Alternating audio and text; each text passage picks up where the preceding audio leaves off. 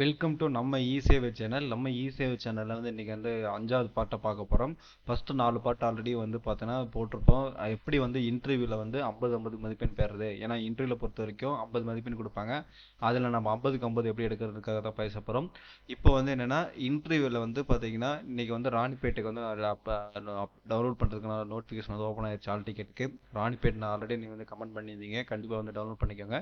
சென்னைக்கு இன்னும் வரல. சென்னைக்கு வந்தானே உங்களுக்கு அடுத்த வீடியோவில் உங்களுக்கு அப்படியே அப்டேட் பண்ணுறேன். இப்போ நம்ம இ-சேவை சேனலை ஃபஸ்ட் டைம் பார்க்கணும் மறக்காம சப்ஸ்கிரைப் பண்ணிருங்க. உங்க லைக் பண்ணுங்க, ஃப்ரெண்ட்ஸ் சர்க்கிள் ஷேர் பண்ணுங்க. அது மட்டும் இல்லாமல் இந்த கண்டென்ட்டை பொறுத்த வரைக்கும் பார்த்தீங்கன்னா ஒரு ஜென்ரல் நாலேஜுக்கான கண்டென்ட். இந்த கண்டென்ட்டில் பார்த்தீங்கன்னா 2 கேள்விகள் கேட்கப்படும். இந்த 2 கேள்வியில் பார்த்தீங்கன்னா நான் ஆன்சர் சொல்ல மாட்டேன்.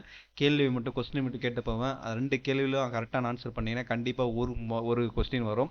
2ல் ஒரு கொஸ்டின் கம்பல்சரி வரும். ஒரு டிஸ்ட்ரிக்டில் நான் லாஸ்ட் டைம் ரிசர்ச் பண்ண வரைக்கும் பார்த்தீங்கன்னா இந்த 2 கொஸ்டின் கம்பல்சரி கேட்டிருக்காங்க. 2ல் ஒரு கொஸ்டின் கேட்டிருக்கேன். 2ல் இவருக்கு இந்த கொஸ்டினா அவருக்கு இன்னொருத்தருக்கு அந்த கொஸ்டின் அந்த மாதிரி கிடைக்கிறதுக்கான வாய்ப்புகள் நிறைய இருக்கு. அதனால வீடியோ ஸ்கிப் பண்ணாம பாருங்க, கண்டினியூவா பாருங்க. கண்டினியூவா பார்த்தீங்கன்னா 2 கேள்வி கேட்பேன். அந்த 2 கேள்வியிலும் நீங்க யார் கரெக்டா பதில் சொல்றீங்கன்னா கண்டிப்பா பார்த்தீங்கன்னா நீங்க ஒரு கொஸ்டின் இப்போ ப்ரிப்பேர் பண்றீங்கன்னு அர்த்தம். அதனால வீடியோ ஸ்கிப் பண்ணாம பாருங்க. இப்போ ஜென்ரல் கொஸ்டின் பார்த்தீங்கன்னா ஒரு 50 கொஸ்டின் எடுத்து வச்சுக்கிறேன். 50ல் பார்த்தீங்கன்னா கரெக்டா ஒரு 3 கொஸ்டின் வரும். 2 ஜென்ரல் நம்ம ஆல்ரெடி 1 எடுத்து வச்சிருக்கோம் இல்லையா, அதுல இருந்து ஒரு கொஸ்டின், மொத்தம் 3 கொஸ்டின் வரும். இந்த 3 கொஸ்டின் கணக்கு பார்க்கலாம். ஒரு 3 கொஸ்டினுக்கு 5 மார்க்னா கூட 15 மார்க் பார்க்க போறோம். வீடியோ ஸ்கிப் பண்ணாம பாருங்க. அப்பதான் சொல்லக்கூடிய தகவல் முழுமையாக சேரும். இப்போ தமிழ்நாட்டின் தலைநகரம் எது? சென்னை. தமிழ்நாட்டின் தலைநகரம் எது? சென்னை. கரெக்டா சொல்லணும். தமிழ்நாட்டின் தற்போதைய முதலமைச்சர் யார்? மு.க. ஸ்டாலின். தமிழ்நாட்டின் தற்போதைய முதலமைச்சர் யார்? மு.க. ஸ்டாலின். தமிழ்நாட்டில் முதல் பெண்கள் கல்லூரி எது? பத்திரோசா கல்லூரி. பெண்கள் கல்லூரி எப்போ வந்துச்சுன்னா சென்னையில பத்திரோசா கல்லூரி, சென்னை. எந்த கல்லூரி பேரு தான் சொல்ல வரேன். அதே மாதிரி தமிழ்நாட்டின் பெரிய மாவட்டம் எது? சேலம். தமிழ்நாட்டில் பெரிய மாவட்டம் எது? சேலம். தமிழ்நாட்டின் சிறிய மாவட்டம் எது? சென்னை. தமிழ்நாட்டிலே தலைநகரம் சென்னை, ஆனா சிறிய மாவட்டமே சென்னை தான் இருக்கு தமிழ்நாட்டில். கோடைக்கால தலைநகரம் எது? ஊட்டி. கோடைக்கால தலைநகரம் எது? ஊட்டி. கோடைக்கால தலைநகரம் ஊட்டி. தமிழ்நாட்டில் மொத்த மாவட்டங்கள் எத்தனை? 39 மாவட்டம் இருக்கு. இதுக்கப்புறம் நீங்க பிரிக்குவாங்கன்னு கேட்ட வாய்ப்பு கம்மி தான். இன்னும் கொஞ்சம் ஃபியூச்சர்ல பிரிக்கலாம். இப்போதைக்கு 39, தமிழ்நாட்டில் 39 மாவட்டம் இருக்கு. தமிழ்நாட்டில் மக்கள் தொகை 2001 கணக்கின்படி எவ்வளவுன்னு பார்த்தீங்கன்னா சுமார் 7.8 கோடி மக்கள் இருக்கிறாங்க. தமிழ்நாட்டில் மக்கள் தொகை 2021 கணக்கெடுப்பில் இப்போ 3 வருஷம் ஆயிடுச்சு, இன்னும் இன்க்ரீஸ் ஆகலாம். இது நீங்க அப்போ கரெக்டாக சொல்லிருங்க, அந்த டேட்ல வரைக்கும் சொல்லிருங்க. தமிழ்நாட்டின் முக்கிய நதிகள் எவை? காவிரி, வைகை, தாமிரபரணி, பாலாறு. இது நம்ம ஆல்ரெடி 6 பற்றி நம்ம ஆல்ரெடி பேசணும் இல்லையா, அதுல இருந்து இந்த கொஸ்டின் வந்துருச்சா? தமிழ்நாட்டின் முக்கிய நதிகள் எவை? காவேரி, வைகை, தாமிரபரணி, பாலாறு. அடுத்தது தமிழ்நாட்டின் முதல் முதலமைச்சர் யார்? ராஜகோபாலாச்சாரியார், பத்மநாபன் ராஜாஜி. அவர் பேர் பத்மநாபன் ராஜாஜின்னு சொல்லக்கூடிய ராஜகோபால ஆசாரியார். அவர் தான் பார்த்தீங்கன்னா தமிழ்நாட்டோட முதல் முதலமைச்சர். நம்ம ஆட்சியை அமைச்சதுக்கு அப்புறம் நம்ம தமிழ்நாட்டில் முதலமைச்சர் அவர். கல்லிலேயே வளரும் பூ எது? குறிஞ்சி மலர். கல்லிலேயே வளரும் பூ குறிஞ்சி மலர். தமிழ்நாட்டின் அதிபூர்வ மரம் எது? அதிகபூர்வமாக மரம். தமிழ்நாட்டின் அதிகபூர்வமாக மரம் எது? பனை மரம். நம்ம தமிழ்நாட்டோட மிகப்பெரிய மாநில உறவு பாடல் என்னன்னு கேட்டாங்கன்னா தமிழ் தாய் வாழ்த்து. அடுத்தது பெரியகுளம் நகரம் எதற்காக பிரபலமானது? மாங்கனி. பெரியகுள நகரம் எதற்காக பிரபலமானது? மாங்கனி. அதே மாதிரி குடும்பத்துடன் சுற்றுலா செல்வதற்காக பிரபலமான மலைவாழ்வு இடம் எது? கொடைக்கானல். தமிழ்நாட்டில் அமைந்துள்ள உலக பாரம்பரிய தலங்கள் எவை? முக்கிய திருநாள்கள் எவை? தமிழ்நாட்டில் முக்கிய திருநாள்கள் யாவை? பொங்கல், தீபாவளி, புத்தாண்டு. இதெல்லாம் பார்த்தீங்கன்னா தமிழ்நாட்டில் திருநாள்கள். அதே மாதிரி தமிழ்நாட்டில் தேசிய பூங்கா எவை? மடுமலை, ஆனமலை, முக்கூர்த்தி மலை. தமிழ்நாடு தேசிய பூங்கா எவை? மடுமலை, ஆனமலை, முக்கூர்த்தி மலை. தமிழ்நாட்டில் அமைந்துள்ள முதலாவது அணை எது? கல்லணை. தமிழ்நாட்டில் எப்போ ஃபர்ஸ்ட் அணையை கட் பண்ணிட்டாங்க? கல்லணை தான் ஸ்டார்ட் பண்ணாங்க. கல்லணை பற்றி நீங்கள் டீட்டெயில் தெரிஞ்சு வச்சுக்கோங்க. கந்த சஷ்டி கவசம் பாடியவர் யார்? பாலதேவராயர். கந்த சஷ்டி கவசம் பாடியவர் யாரு? பாலதேவராயர். தமிழ்நாட்டில் அரசா பறவை எது? எமு. தமிழ்நாட்டின் அரசா பறவை எதுனா எமு. தமிழ்நாட்டின் பிரபலமான ஆடைகள் எவை? வேட்டி, துண்டு, புடவை. தமிழ்நாட்டில் முக்கிய கைத்தொழில் எது? கைத்தறி. தமிழ்நாட்டில் ஃபேமஸ் பார்த்தீங்கன்னா கைத்தறி தான் ஃபேமஸ். காவிரி நதியின் பிறப்பிடம் எது? தலக்காவேரி, கர்நாடகா. காவிரி நதியின் பிறப்பிடம் எது? தலகாவேரி, கர்நாடகா. தமிழகத்தில் முக்கியமான தொழில் நகரம் எது அழைக்கப்படுகிறது வந்து பார்த்தீங்கன்னா கோயம்புத்தூர். இது வந்து 25 கொஸ்டின் இருக்கு இல்லையா, இது வந்து ஜென்ரலாக இது வந்து நீங்கள் படிக்கணும். 1க்கு 2 டைம் வந்து வீடியோ வந்து புக் மார்க் பண்ணி வச்சுக்கோங்க. லிங்க் வந்து காப்பி பண்ணி வச்சுட்டு மறுபடியும் பாருங்கள். பார்த்துட்டு நீங்கள் வந்து கொஸ்டின் வந்து ப்ரிப்பேர் பண்ணிக்கோங்க.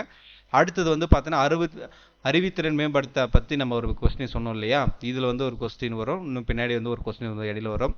மலைகளின் இளவரசி என்று அழைக்கப்படுவர் யார்? இந்த கொஸ்டினும் இன்னொரு வரப்போகிற கொஸ்டின் வந்து பார்த்தீங்கன்னா ஆல்ரெடி கேட்டது. இதை வந்து நீங்கள் வந்து கமெண்ட் பண்ணணும், யார் எத்தனை பேர் தெரிஞ்சிருக்குன்னு சொல்லிட்டு. அப்போ தான் அறிவுத்திறன் வந்து எத்தனை மேம்படுத்த முடியும் அப்படின்னு சொல்லிக்கலாம். அடுத்தது தேசிய கொடியை பற்றி நம்ம வந்து ஜென்ரலாக தெரிஞ்சுக்கணும். அதுலேருந்து ஒரு கொஸ்டின் கேட்குறாங்க. தேசிய கொடி எப்போது ஏற்றப்பட்டது? 22 ஜூலை 1947 தேசிய கொடி எப்போது ஏற்றப்பட்டது? 22 ஜூலை 1947. இந்திய தேசிய கொடியின் வடிவமைப்பவர் யார்? பிங்காலி வெங்காயான்னு சொல்லக்கூடிய நபர் தான் தேசிய கொடி வடிவமைச்சிருக்காரு. இந்திய தேசிய கொடியின் மொத்தம் எத்தனை நிறங்கள் உள்ளன? 3 நிறங்கள் இருக்கு. அது வந்து இளஞ்சிவப்பு, வெள்ளை, பச்சை. வெண்மைன்னு சொல்லணும், பசுமைன்னு சொல்லணும், காவியம் சொல்லணும். 3 பேர் சொல்லணும். இது வந்து இளஞ்சிப்புன்னு சொல்லலாம், வெள்ளை பயிர்னு சொல்லலாம், பச்சைன்னு சொல்லலாம். 3 சொல்லிக்கலாம். மூவர்ண கொடியின் மீது பகுதி வெள்ளை வந்து பார்த்தீங்கன்னா வெள்ளை நிறம் காட்சிப்படுத்தும் அமைப்பு எது? தர்ம சக்கரம். மூவர்ண கொடியின் மீதின் பகுதி எது? வெள்ளை நிற கொடி. மூணு கொடி இருக்கு இல்லையா, அதில் வந்து வெள்ளை நிறம் வந்து எது காட்சி அமைக்குதுன்னா பார்த்தீங்கன்னா தர்ம சக்கரம். தர்ம சக்கரத்தின் எத்தனை ஆட்கள் உள்ளன? தர்ம சக்கரத்தில் இருந்து 24 ஆட்கள் இருக்குது. இப்போ 24 மணி நேரத்தினால 24 ஆட்கள் இருக்கு. மூவர்ண கொடியில் மேலே இருக்கும் நிறம் எது? இளஞ்சிவப்பு, ஆரஞ்சு, இல்லை காவியம் அப்படி சொல்லலாம். மூவர்ண கொடியின் வெள்ளை நிறம் எந்த மதிப்பை குறிக்கிறது? அமைதி மற்றும் சத்தியம். இப்போ நம்ம இது பண்ணாங்க இல்லையா, சுதந்திரமான இல்லையா, சுதந்திரத்தை குறிக்கிறதுக்காக தான் வந்து அமைதி மற்றும் சத்தியத்தை குறிக்குது. மூவர்ண கொடி பச்சை நிறம் எதை குறிக்குது? வளம் மற்றும் வளர்ச்சி. பசுமை நிறத்துக்குள்ள வளம் வந்து நல்ல ஒரு செழிப்பாக இருக்குன்றதுக்காக அது குறிக்குது. அடுத்தது வந்து தர்ம சக்கரம் எந்த கோவிலில் உள்ள அமைப்பின் அடிப்படையில் உருவாக்கப்பட்டது? அசோக சக்கரம். சாரநாத் சுந்தரம். இந்தியாவில் தேசிய கொடி பரிமாணங்கள் என்ன? இது வந்து கம்பல்சரி கேட்டாங்க லாஸ்ட் டைம், எனக்கு கேட்ட கேள்வி இது. இந்தியாவின் தேசிய கொடி பரிமாணங்கள் என்ன? அகலம் மற்றும் உயரத்தின் விகிதம் 3.2. 3:2 விகிதத்தில் இருந்து இருக்குது அப்படின்ற மாதிரி நம்ம வந்து சொல்லணும். இது வந்து எனக்கு கேட்ட கேள்வி லாஸ்ட் இயர்ல. மூவர்ண கொடி எந்த வகை துணியில் தயாரிக்கப்படுகிறது? துணி வந்து பார்த்தீங்கன்னா காடி துணியில் தான் இதணும். துணி வந்து எந்த துணியில் வந்து பார்த்தீங்கன்னா தேசிய கொடி வந்து தயாரிக்கக்கூடாது. தயாரிப்பு விதிமுறையும் வந்து பார்த்தீங்கன்னா போட்டு வச்சுருக்காங்க நம்ம இதில். அதேமாதிரி இந்திய தேசிய கொடிக்கு தொடர்பான சட்டங்கள் இது. இந்திய தேசிய கொடி சட்டம் வந்து பார்த்தீங்கன்னா 2002 வந்து இயக்கப்பட்டது. கொடியை பூமியின் அல்லது நீரில் உருமா? இல்லை. தேசிய மரியாதைக்கு விதிமீறல் மீறாகும். தர்ம சக்கரத்தில் உள்ள 24 ஆட்கள் எதை குறிக்கிறது? மனித வாழ்வில் 24 நேரமும் செயல்பாடுகளை குறிக்கிறது. மூவர்ண கொடியின் முடிவு மீறினால் எந்த தண்டனை சட்டம் சந்திக்க வேண்டாம்? 3000 ரூபாய் அபராதம், இல்லைன்னா 3 வருஷம் ஜெயிலு.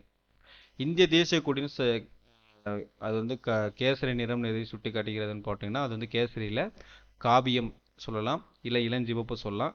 அது வந்து துணிவு மற்றும் தியாகத்தை வந்து குறிக்கிறது. ரத்தத்தை குறிக்கிறது வந்து பார்த்தோன்னா அதனால் வந்து துணிவு மற்றும் தியாகத்தை வந்து அதை குறிக்கிறது. தர்ம சக்கரத்தின் ஆரம்ப கால வடிவம் எதாக இருந்துச்சு? மௌரியர் பேரரசின் அடையாளமாக இருந்துச்சு. இந்தியா தேசிய கொடி தினம் எப்பொழுது கொண்டாடப்படுகிறது? ஜூலை 22. மூவர்ண கொடி உடல் மேல் அணியலாமா? இல்லை, இது வந்து விதிமீறல் எழுதணும், அதனால் வந்து இது பண்ணக்கூடாது. மூவர்ண கொடியின் தட்டை கம்பத்தின் எப்பொழுது தலையை பகுதி இருந்து இது வந்து காவியன்னு வரும். மூவர்ண கொடியின் தட்டை கம்பத்தில் எப்பொழுது தலையை பகுதியில் இருக்க வேண்டும்? எந்த நிறம் வந்து பார்த்தீங்கன்னா காவி நிறம் தான் மேலே இருக்கணும். நான் கேசரி நிறம் போட்டிருக்காங்க, தப்பு. காவியும் போடலாம், இளஞ்சிவப்புன்னு போடலாம். மூவர்ண கொடி நள்ளிரவில் நிலையில் ஏற்றலாமா? இல்லை, இது கொடி எப்பொழுதும் ஒளியில் மட்டுமே இருக்க வேண்டும். இந்தியா தேசிய கொடி ஏற்றப்படும் முக்கியமான 2 நாட்கள் எவை? ஜனவரி 26, ஆகஸ்ட் 15. இது வந்து முக்கியமாக சொல்லணும். குடியரசு தினம், சுதந்திர தினத்துக்கு வந்து 2 நாள் ஏற்றுறாங்க. இது வந்து மெயின் கேள்வி. மூவர்ண கொடியின் முதல் அமைப்புக்கு பெயர் என்ன? சுவராஜ் கொடி. கோட்பாட்டின் அடிப்படை தரளமாக மூவர்ண கொடி பயன்படுத்த முடியும் என எப்போது அறிவிக்கப்பட்டது? 2002 கொடி முறை சட்டத்தில் வந்து வரும்போது ஏற்படுத்தி. இந்தியாவின் தேசிய கொடி எப்பொழுது எவ்வாறு உயர்த்த வேண்டும்? மரியாதை மற்ற கௌரவத்துடன் ஏற்றணும். அறிவுத்திறன் மேம்படுத்த வந்து பார்த்தீங்கன்னா ஏழைகளின் இளவரசி என்று அழைக்கப்படுபவர் யார்? இந்த 2 கொஸ்டின் இருக்கு. 2 கொஸ்டின் வந்து நல்லா பார்த்துட்டு 2 கொஸ்டின் யாரும் ப்ரிப்பேர் பண்ணுறீங்களா கம்பல்சரி உங்களுக்கு 5 மார்க் வந்து இதுலேருந்து வந்துடும் அப்படின்னு சொல்லிக்கலாம். அதனால் உங்கள் கருத்துக்களை வந்து கமெண்ட் பாக்ஸில் கமெண்ட் பண்ணுங்கள். அது மட்டும் இல்லாமல் வேறு ஏதாச்சும் நீங்கள் வந்து தெரிஞ்சுக்கணும் இப்போ அப்படின்னாலையும் நம்ம கமெண்ட் பாக்ஸில் கமெண்ட் பண்ணுங்கள். கண்டிப்பாக வந்து நம்ம வந்து இலக்கை வந்து 50க்கு 50 எடுக்க வேண்டிய இலக்கு தான். நம்ம 5வது பாட்டு போட்டோம். இதுக்கு முன்னாடி நிறைய பாட்டு போட்டிருக்கோம். 4 பாட்டு போட்டிருக்கோம். இதுக்கப்புறம் இன்னும் 5 பாட்டு வரும். முடிஞ்ச அளவுக்கு சப்போர்ட் பண்ணுங்கள், ஆதரவு கொடுங்க. உங்கள் ஃப்ரெண்ட்ஸ் சர்க்கிள் வந்து ஷேர் பண்ணுங்கள். இந்த வீடியோ இதோட முடிச்சுக்கலாம். நெக்ஸ்ட் வீடியோவில் வந்து சந்திக்கலாம். இன்னொரு முறை சொல்லிக்கலாம். ராணிப்பேட்டில் வந்து பார்த்தீங்கன்னா ஆல் டிக்கெட் வந்து ஓப்பன் ஆயிடுச்சு. டவுன்லோட் பண்ணாதவங்க வந்து டவுன்லோட் பண்ணிக்கோங்க. மற்ற டிஸ்ட்ரிக்ட் வந்து சென்னை மட்டும் வராமல் இருக்குது. இது வரைக்கும் சென்னை வந்தோடனே அப்டேட் பண்ணுறேன். அதுவும் நோட் பண்ணிக்கோங்க அப்படின்னு சொல்லி கேட்டுக்கலாம். இதோட முடிச்சுக்கலாம். நெக்ஸ்ட் வீடியோவில் சந்திக்கலாம். Bye by.